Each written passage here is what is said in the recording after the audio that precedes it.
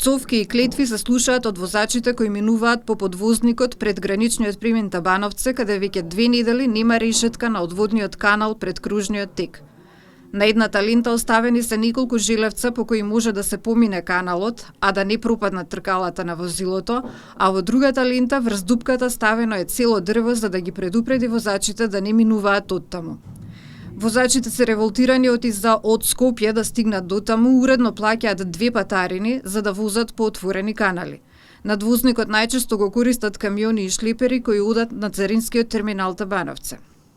Јавното претпријатие за државни патишта има увид во каналот кој изјае. По нивен налог, екипи на Македонија Пат со кои имаат склучено договор за одржување и заштита на државните патишта, успеале да постават неколку сообраќајни знаци со кои ги предупредуваат возачите, но не и да стават нова решетка на каналот за да може безбедно да се минува.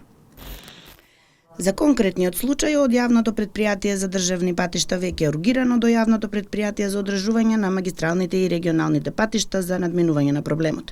Воедно апелираме граѓаните да не ги отстрануваат решетките од водоводниот систем, како и од другите елементи од патната опрема, односно заштитната мрежа на автопатот, еластичната ограда, вертикалната сигнализација и другата опрема. Со тоа директно негативно влијае врз безбедноста во сообраќајот и безбедноста на сите граѓани, вклучувајќи ги и нив самите. Директорот на Македонија Пат, Беким Мемети, е недостапен да објасни зошто 2 недели трае менувањето на решетката на каналот.